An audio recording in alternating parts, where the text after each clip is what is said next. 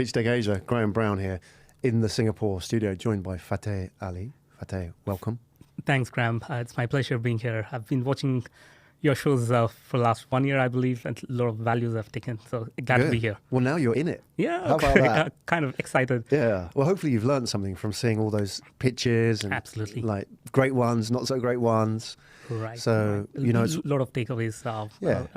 I think every episode had some kind of takeaways, which definitely it's in my diary written somewhere. You know, it just builds up as an entrepreneur. Great. Well, hopefully there's some takeaways from your story today. I hope so. And hopefully people watching it might be inspired or might want to reach out.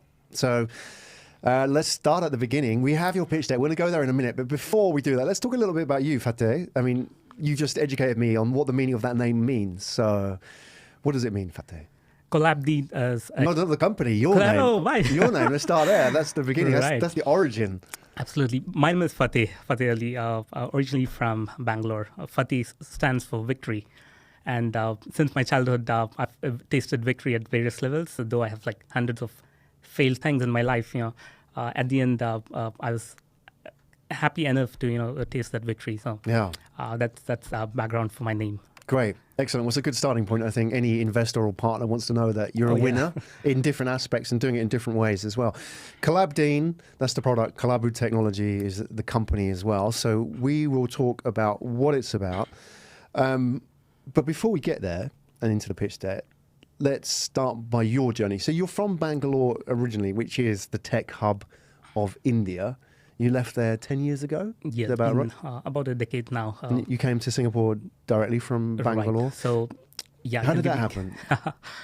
It all started when I'll give you a little backstory so we can connect the dots.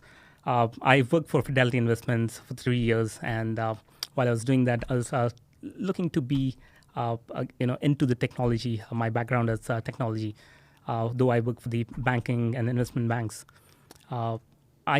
In parallel, in my side hustle, I started building apps, websites in my early journey. So I spent about 3 years with Fidelity Investment, and then I was thinking, is this a good time to get good experience and then do something of my own?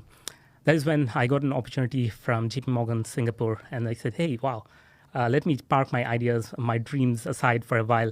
Let me come out to Singapore, look at what's happening in the world at a global stage. One of the best company, JP Morgan, one of the best countries to be here, part of, and one of the best teams I was part of with JP Morgan. I got into a virtual application services team, one of the early Microsoft virtualization platforms that I worked on. I think that's when my Singapore journey started. And while I was still doing this, if I just backtrack, I've got about 13 years of my corporate experience. I kind of moved away from my corporate life. It's been kind of 1.5 years, and I've got about 14 years of my part-time hustling journeys. Did multiple startups, all part-time, created... Part-time whilst you were working in the corporates? Yeah, kind of behind the scenes. Okay. So the weekend startup. A weekend startup, so weekend, and I was more passionate on doing something on the side. 9 to 6, I was an employee. After 6 p.m. onwards, creating apps, creating websites for people. When I started my journey, I couldn't sell anything, right? So that's when I started giving things for free for people. I remember my first website I did. I coded something. He said, I don't need it. I said, how about if I give it for free? That's when I started my journey on, building something, doing something on my own. 2011 onwards, I started my something on e-commerce. Though I started building up apps and websites, I said, hey, let's understand what's e-commerce all about. It's a big boom. And I was trying to look for products and ideas. That's when I got married in 2011. So I kind of took a break from everything for a year. And that was the time I was like revamping, re-understanding the whole world, what I can actually do. That's when I got an opportunity, an idea to actually start focusing into a new market. For me, something that was really new, called Global Islamic Economy. This is the first time in 2011 I understood, hey, what's this? And if you know, global Islamic economy is a $3.6 trillion market, as big as the UK's economy or as big as even India's economy. It's a huge potential. I thought, hey, since I'm actually trying to do something on e-com, let me see if I can create some products for this economy. And cutting short the story, I came up with an idea, brilliant a hardware product with a smart product for this Islamic economy. Sitting in Singapore, created a product in China, went there a couple of times. What was this product? Created a smart azan clock. It's a... educate me what that would be. Right. So if you know, there's a daily call of prayer. Right. So called it's prayer times, yeah. Yeah, it's prayer time, but it was beyond that. So there were a lot of products available in the market, which only talks about the prayer time. I invented, I've got patents on them, invented this product that had many more things that to do. And a lot of things was controlled over hardware and software, a combination of mix of both things. I'll not go into details, but this product was created by me, invented probably in China, manufactured and sold across the globe. So that's when I actually jumped onto Shopify. Shopify was my platform which I used for the e-commerce. And were you doing this all on the side? All on the side. Okay. All on the side. So I think that's when I started getting into this economy. Created 3-4 more different brands and products. How easy it is to set up Shopify websites and a store. That gives a different taste of trying out new things. It's seamless. Get started in very short span of time. Build something, create products. So I did all the journey and started looking at Shopify as my inspiration of building something. Though that's from a technology point of view, not from an e-commerce point of view. While I was doing this on the ground in Singapore, back in India, I was connected with a lot of communities, serving communities, let it be faith-based communities, the Muslim societies and communities here in Singapore. I went to churches, I went to blood donation camps, different kind of communities. That gives me a lot of satisfaction to be part of the human race. So that was something I always truly enjoyed from very get-go from my childhood. So these are the experiences that brought me to think something. When I started seeing, a community, a Christian community center, they're like far ahead in terms of how the community works. And when I started comparing with other faith-based communities, I started feeling, I coming from a Muslim background, I started seeing these Muslim communities are doing a lot of activities, but they are not actually connected well. And, understanding what's the background and trying to deep dive into understanding the concepts, the ideas. It all boiled down to, the communication and collaboration is not happening in sync in the space. And to do this, I even built a small utility which would, communicate these community centers with a prime message on, just notifying on, say, for example, what Islamic date it is today, right? I created a small utility to test out, saying, if I create this, the whole 365 days of the next calendar year in the Islamic event, there'll be a different kind of notifications that's getting created, within the calendar. So this was a little background. And this is a very interesting story. I created this, sent an email broadcast to about, I think, close to 5,000 to 6,000 people. And, I said, okay, it's not working. People may not be using it. I just kept this aside. I didn't realize until next year when people started replying to those emails 1 year ago saying, hey, this has stopped working. And there was hundreds of emails in first week of 1 year after the end, because that utility I created was only synced for a calendar for one calendar year. I see. Expired. And then it expired, and then people started rushing, asking, messaging, That's when I realized, okay, people are actually using this thing. Yeah.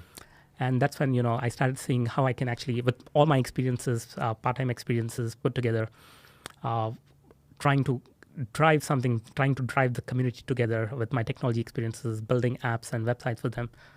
I said, hey, how about creating a mobile app for one community? Started with that small idea. And, technologically, I was still relying on my people back in India because of my limited resource, limited time. We created a small app which could just serve one community center. And then, we started seeing there's a good potential. We can replicate this to different communities. We went to about 10 different countries randomly, about 7 countries and 10 different apps that were created, independent standalone apps. Everyone enjoyed it because this is something that they were lacking, getting to know what kind of events are upcoming, what's happening in that community, kind of push notifications.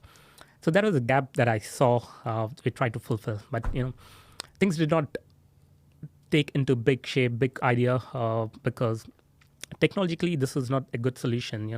While doing a lot of global exposure, when I did e-commerce, I understood the mindset of Muslims, the spending power of these Muslims, these millennials. If you know, there's a term that's been given by I'm not sure by whom, but from the West media, a term given called gummies. These are gummies stands for Global Urban Muslim Millennials. Okay.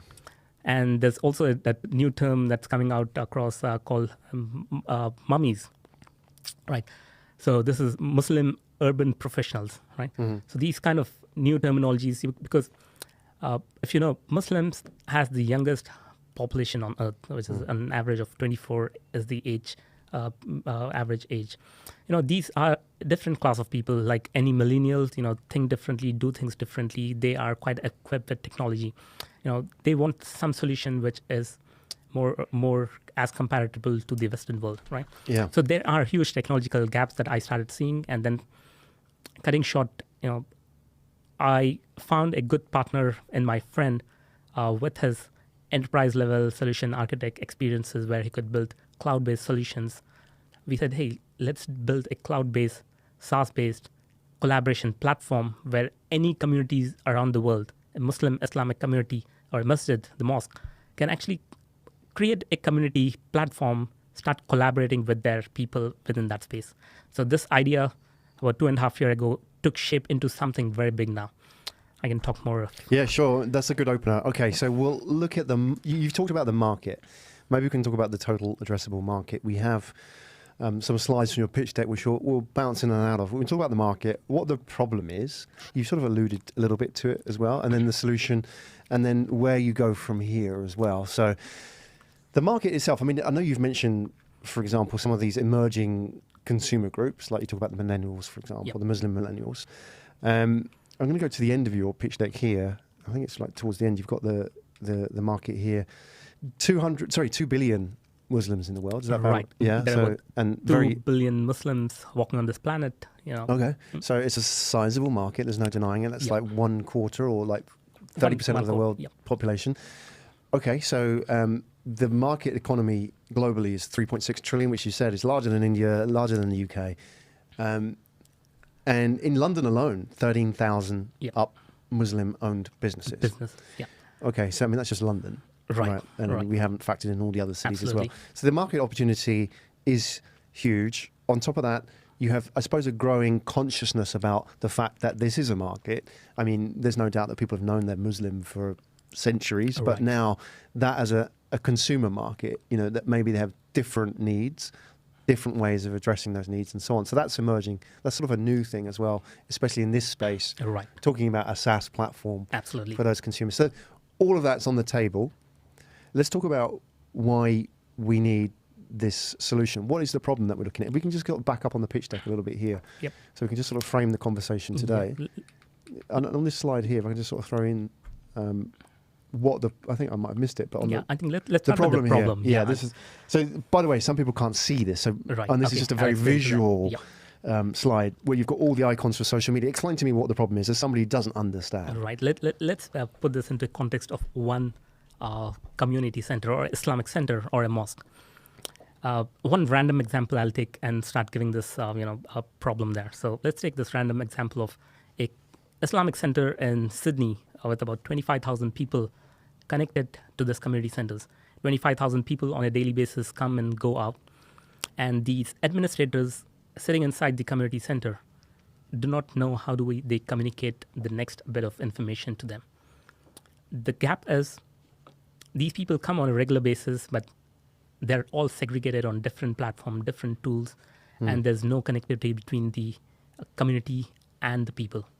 The mosque administrator and the people are not really connected. When I say that, few people have WhatsApp groups to disseminate. Just take an example. Next week, there is a youth event in a community center. How do they communicate? They go out on Google Docs or Google Forms, create a kind of event, or they use Eventbrite. There are two different tool options, right? Just kind of high level. They use these tools across the world. Then what do they do once they create this, say, Eventbrite link? Next is they take this link, go on WhatsApp, start circulating to one group, and they hope that this group will also disseminate the information to the next group of people. And they also go places like New Zealand still use Viber. Can you believe that? Places, they still use the Facebook groups, Facebook pages, and different social media platforms. Out of this survey that we did, 25,000 of the community size, and they only have about 5,000 email addresses. And we all know, being in the space, how many people open that emails regularly. If you look at the rates from MailChimp's, number of emails open, and let alone think of how many people open these emails on a timely basis. Say there is a demise in a community this evening, and they have to really broadcast this message. And a lot of instances, example that I have come across in my journey and people's journey, people got to know the message only later, or they rely on people to communicate. So there is no central place for these community administrator to actually relay a message to the whole community member. And there is no tool or technology for all these members to come on one platform, because nobody's told them to be on WhatsApp. Nobody's told them to be on Facebook. So there's nobody who's dictated, come on this platform, this is my official platform to announce. Nobody's told that. What is that? Is that just a lack of understanding or lack of willing? Is that the people who own the community centres and run them, are they, I wish you had told me that, or are they resistant to change? Let's take an example of Facebook. A lot of community centres are there putting information, but a lot of users are not very comfortable mixing their social life into that religious life. They don't want to go and like for an event, or they don't want to go and say RSVP to an event on social media, because they have that whole social elements around. They don't want maybe their bosses to know, maybe their family, neighbors, because we all living harmoniously, but people don't want to put up, especially with things like Islamophobia that's coming in. People want to really staying away from being social on these religious aspects. So that's one example. There are various reasons behind it. So technically what we are trying to solve here is we are trying to be technologically equipped with one of the fastest and greatest technologies, bringing a cloud-based, SaaS-based platform on demand where any communities can create one space for them and bring people together on one platform for collaborating. There are many tools which they can alternately think of going, things like Facebook or WhatsApp, but it's all a communication method, but not a collaboration platform. So what we are building has different levels and layers of collaboration. Also for this market, nicely fixed for their own purpose, because there's no tools that caters to this Muslim audience. Right. And that is what we are building. Let me understand, and excuse my ignorance, is when you say catering for a Muslim audience, is there a right way of doing that? I understand obviously they have certain needs and they have certain guidelines and so on, but like in using technology, is there such a thing? And like, again, I might be naive in saying this, but like a halal way of using that, does that exist where you would even using a platform or social media or technology itself, surely that's neutral. Help me understand. Would that, right? I'm completely ignorant, so please educate me. Right. So primarily, it's not a reason that this is kind of halal platform. You're not saying that every platform is good and has different purposes. So this platform is built for a purpose. Say, for example, what I've just told was like on the communication aspect. Now let's talk about things like a couple of good examples I have. Let's talk about the fundraising donations. Bringing that's the biggest objective of each community center or mosque, to raise funds, because these NGOs do not have a business to sustain. They rely on funds. And in this own example of 25,000 people, they contribute on a regular basis religiously. That's their religious duty to actually contribute funds to this community called the sadaqah, or different kind of various ways of methods of providing donations. And there are hundreds of projects. There might be projects like fundraising projects within the communities. That could be a mosque renovation or carpet changing ceremony, or probably they want to change lights, or there could be somebody in a community center who's getting married who might not have that sufficient funds. Probably community comes together to do this contribution. So again, if we do not have this platform as one, again, they have to rely on different platforms. Those things, what we are trying to do is trying to bring integrations of all kind of facilities and needs together on one platform. In short, we are creating a workplace for communities. That's our biggest direction at this moment, which is more of a private communities. So we're building private communities on CollabDeen platform. Does it replace all those technologies you talked about? Does it integrate with them, or would it be like a unified platform? Would it still sync with WhatsApp, or would it replace that? It's our own platform. We are building up ground up. When I say that, though it has social interactions with other platforms, but everything that we are building up is from the ground. So we have all the capabilities of molding up things, bringing up best of technology as we move on. Things like augmented reality has been incorporated. Say, for example, I can show you up if you want. Yeah, I'm not sure how well it will come out on the... Yeah, but I'll just give you a gist of it. Yeah. Right? So, say, for example... If you can hold it up to the screen here. Yeah, I'll come closer when I actually bring that on. So this is a platform, I'll directly straight away jump to the augmented reality stuff that I was talking about. So we have built the world's first augmented reality Qibla finder. So this is a place where people go and pray. Not sure. Can you just show it? Yeah, there you go. I mean, you can capture that. So basically, that would be praying towards Mecca. Yes, this is the direction that they have to pray. Yeah, and normally in a hotel, you'd have that little triangle thing. Exactly. So what happens is technologically, a lot of people still rely on the, say, compass, put the phone on the table and try to, get the right direction. But getting things augmented, again, these gummies or mummies that I was talking about, the urban millennials, they'll be happy using these kind of solutions. While this is the base that we have built up, now we are creating an engine, augmented reality engine. Just imagine, you see the Qibla Kaaba pointer here, right? Just imagine if you just swipe left. This is what we are building now. Swipe left and you see all the events happening around you. Swipe left again, you see all the mosque and community centers in an augmented way. And then swipe left again, you see all the musalla praying places in Singapore or wherever you are in your particular geography. So this is the one-touch solution that we are trying to build. Right. Everything that we do on this platform is actually trying to come in an augmented way, trying to fulfill the needs in one touch. So most of it is based around... Is it based around augmented reality in the platform? Is this one tool within it? Yeah, that is one interface of talking with data, right? You have map view to find nearby communities. You have also filled different kind of search and filters that you can actually look at, say, find Sultan Mosque on this platform. You can go connect, collaborate, connect and invite people to, bring it up on this platform. So there are different ways, but augmented reality is one very useful, jumping on the chair kind of moment for people. Yeah, and you certainly want to share it with people, right? And show people, look what you can do. Exactly. I don't understand the challenges it must be in sort of trying to deal with these things, like not having the technology to your hand. How would it be not having that? For example, like you talk about praying spots.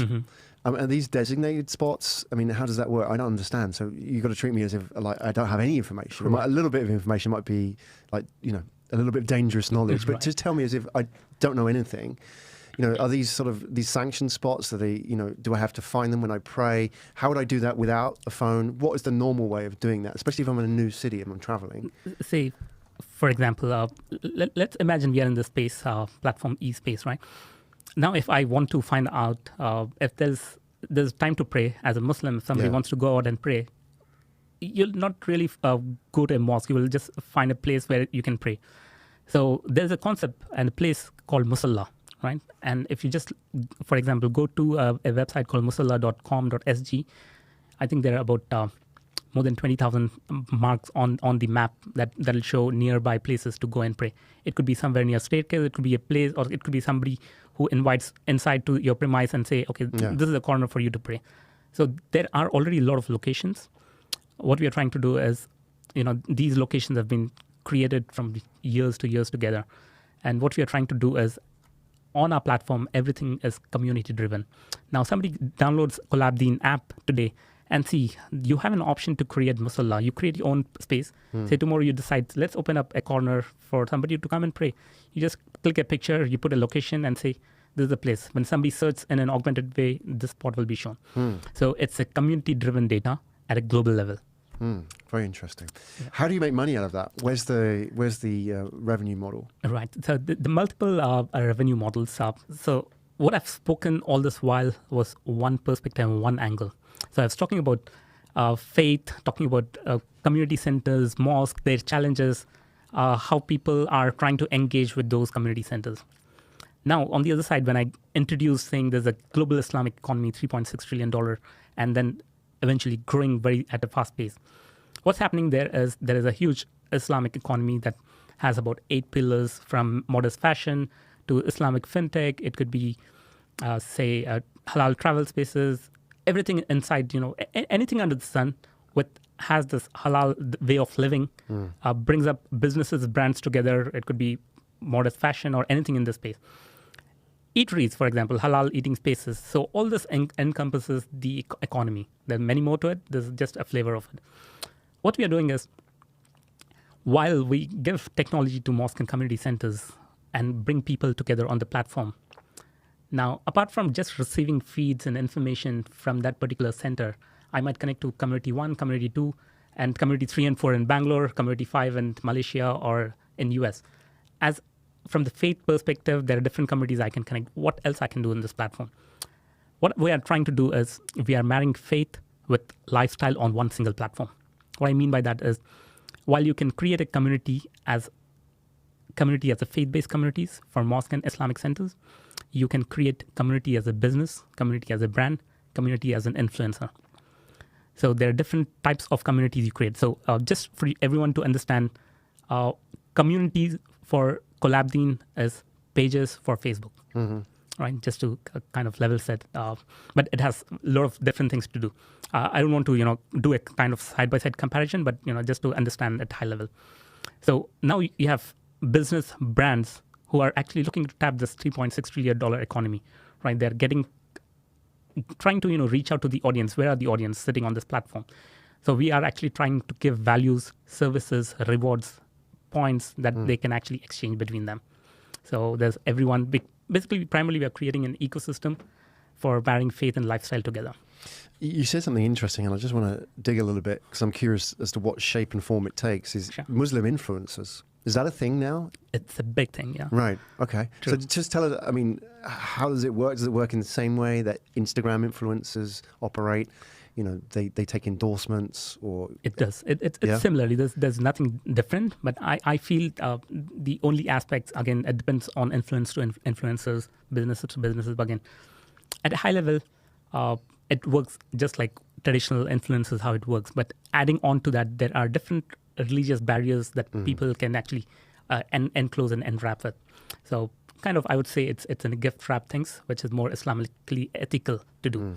So I think a lot of influencers who are trying to be in this space, there are a lot of women that getting empowered being an influencer on this places. For example, Zara Collection, one of the biggest brand who are creating hijabs, they reach out to these influencers. You have, say, I know people in Indonesia and Malaysia, millions of followers. There are huge brands and businesses trying to reach out to them and say, hey, next time when you do your video, let's promote this next one of our, say, stole or modest fashion element. That's the direction it's heading at. So not just from, a selling point of view, what our platform would also give is, we are trying to add values in terms of reviews and ratings, community driven. Just like Uber concept, you rate the driver and driver rates you. And that is why this platform can actually sustain progressively, positively, in a more privacy and secured way. Our intent is to be, positively impacting the whole humanity. Yeah. So we want to make sure how positively things can be done on this platform, making sure using our best of technologies with AIs. We want to make sure things like anything against Islam or anything Islamophobia or anything against the government or people, we want to trim down those things, cut off those things, not be talked. I being the LinkedIn local ambassador for Singapore, I see the best of qualities that's coming on LinkedIn, right? How communities are working together. The LinkedIn community is a beautiful community across the world. I want to bring those kind of values onto this platform. So the positivity onto this platform. When you have these influences being rated from 0 to 5, people can actually rely and depend on them on a various ways. It could be a normal brand promoter influencer, or it could also be, say, Sheikh Hamza Yusuf, who is one of the religious influencer. It could be anybody. So there would be rating religious influencers as well? By community members, right? Anybody can actually rate people, rate these influencers. So this is a new concept again. And we want to try out. We have the best of technologies. We have the best of people trying to be agile, lean, try to get out and experiment. And we've been experimenting last 1.5 years from the first line of code was written last year in end of January until now. I'm very happy what we have built from just sparking this discussion and giving you a little prelude. Yeah. I went to Bangalore, started to discuss a newly formed team, started to discuss, what are we doing with CollabDeen, right? It took me about almost 1 hour to put my thoughts together on a whiteboard. I had no clue. I had everything in my mind. I and my co-founder, Mohammed, who's right now in the US, we have brainstormed, we have done things, but practically in what shape? We haven't put this into a shape. For me to give this to the designer to, take this as a base shape, and then this is what we need. From that time until now, it's been 1.5 years. At the end of 1 year, we were in a very good shape. We went out, experimented with beta communities in Singapore and across the world. We've got huge, tremendous response, all from the faith side. But as we started moving, we improvised our product. Recently, in the month of Ramadan, a couple of months earlier, it's been like kind of 60 days we have launched. In 60 days, when we actually did this global public beta,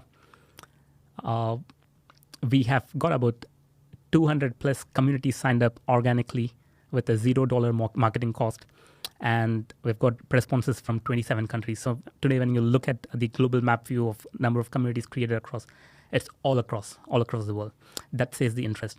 So right now, what we are doing is we've got good traction. And like any other startup, we had huge challenges technologically, ups and downs. We had a couple of failures, I would say. Happy to accept that, we fail in our marketing strategy early on, also because of some technical challenges. But we have learned, we have evolved. And in last, say, 2 months, we have really revamped ourselves and now looking at a bigger space to get into. Great. Excellent. I mean, it's all part of the journey, isn't it? Absolutely. It's never going to be easy, Yeah. especially coming out of corporate life. You knew you were signing up for this when you were staring out the window, thinking about your side hustle in the early days. You sign up 200 communities, more or less. Yep. Are you making money at the moment? Are you monetizing those communities or bringing in the merchant side as well? We've got merchants, we've not just from the Islamic economy. If you know, brands and businesses like Hula in Singapore, they're trying to get into global Islamic economy. We're trying to partner with these kind of players who are trying to, add value to this global Islamic economy. So coming back to your questions, we have signed up faith-based communities, businesses, brands, and influencers. It's a mix of everyone. So there's another question that you asked me. I have to answer back probably on the revenue models. I'll come back to that. But we've got these communities from all different various backgrounds. Coming to the revenue model and the question that you just asked, we are not monetizing at this stage for very good reasons. We want to go out and disrupt the whole world. We want to really we want to fulfill the whole map with our CollabDeen markers. Instead, 200 communities, we want to see grow organically to 2,000, 20,000 and beyond. That's our primary agenda. So for that, we are technologically reshaping our product for virality stuff, for sharing concepts. We're trying to take that in shape, and we came up with this strong strategic decision after discussing with our early pre-seed investors, saying we want to go out freemium and a premium version, like any other SaaS model, right? This gives us liberty to go out and disrupt. We have a huge potential. There is literally, I would say, no competition. It's unfair to say no competition. There are players who try this on web-based portal, trying to provide values this way, but not at scale that we are building on cloud-based. So we know that we are in a very good timing in terms of where we are, what's the need of this particular economy and the faith-based system. We want to make sure we go out and capture the whole market, take the first mover's advantage as well. Yeah. Are you raising funds at the moment? We raised $500K USD about 1.5 years ago when I just quit JP Morgan. That gave me confidence to move out and do things at a larger scale. Now we are raising funds as a seed round. Yeah. And we're looking for $1+ million investment, and which is going to take us to a journey to capture more and more communities, businesses, and geographies. Okay. All based here in Singapore. Do you have a particular requirement? Obviously, somebody who understands the community and of that community. Angel investors, institutional investors, what are you finding? Where are you looking at the moment for your seed round? Looking at how this market works, I think big players like Taqwa Tech has got signed up with Gobi Partners. If you know these big players coming from China, they're looking to invest in this global Islamic economy because everyone has started seeing a lot of potential here. But being in this ecosystem and trying to learn from the best of people I have around in terms of this economy, this market is still kind of immature because nobody has actually proved to a global stage.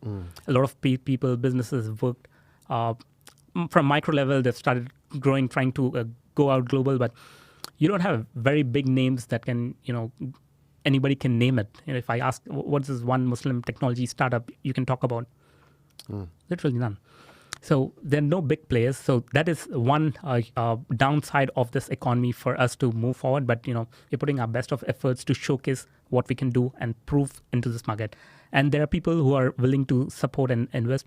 So VCs, angel investors, we are open for all options. Primarily, we are looking for strategic partners across the world, not just Singapore, to really add value at a global level, because this product is actually already at global level. We want to make sure it gives that real boost if you have geographically split strategic partners. Fantastic. And are you hiring at the moment? Yeah. At the moment, since we just did launch, we are trying to strengthen our sales and marketing. Right. So you need sales and marketing people? Yeah. What kind of backgrounds will they have had? I mean, obviously some kind of people-facing experience would be good, but would they have to have been selling SaaS products, or where do you want to recruit these people from? The sales tech combination team is what we are looking from the sales, because they need to have technologically well-equipped strengths. Also, somebody who can understand the global Islamic economy, and that's a primary criteria. For marketing, definitely people who have already drilled down into global Islamic economy can actually, reach out to me. I'm quite socially active.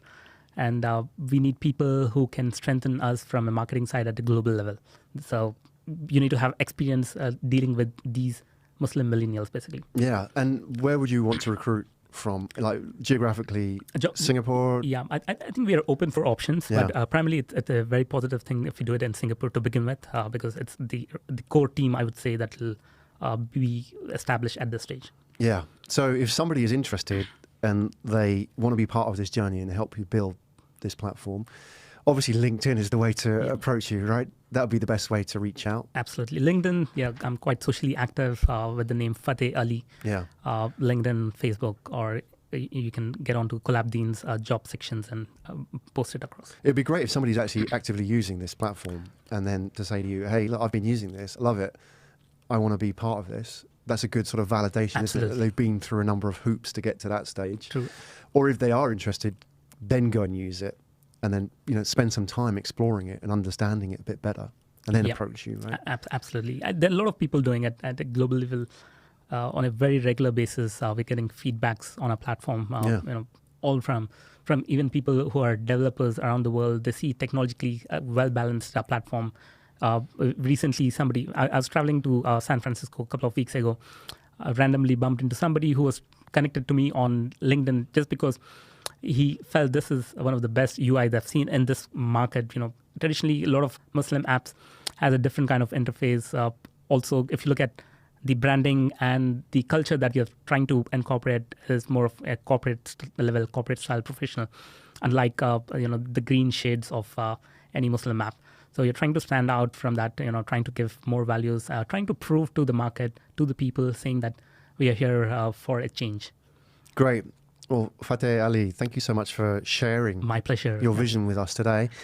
And put the call out there. Anybody that's interested in being part of this, then we know where to find you. Absolutely. Reach out. And I think as well, an important part of this is to make sure that they've done the work when they start talking to you, that they've got something, time, emotion invested into what you're doing already, whether they've gone in and used the product, whether they come from a background where they spent time looking into the market, and not just to say, hey, I have experience, but maybe they have some insights as well. I spent 5 years working in the global Islamic economy here and working on X, for example, and that's what I want to share. You want those people because they can bring something, because you want lots of energy and ideas to grow this, right? Absolutely. So on one side, we are trying to get the best of people in this space. Technologically, one of the best people we want to be part of, because technologically we want to take that leap. On the other side, we want to really call out those community builders, influencers, innovators, government, policymakers to be part of this big journey, because we are here for the positive change, and we'll definitely together impact the whole world. Excellent. Hi, Graham Brown from Pitchdeck Asia. Pitchdeck Asia, powered by Pitch Media Asia. Pitchdeck Asia is all about giving startup founders a voice. We are a show to help startup founders share their journey. So if you enjoy these stories, then why not subscribe to our YouTube channel? There's the subscribe button over there. Hit that subscribe button. Follow us on the journey. Leave a comment. I look forward to seeing you at the next episode.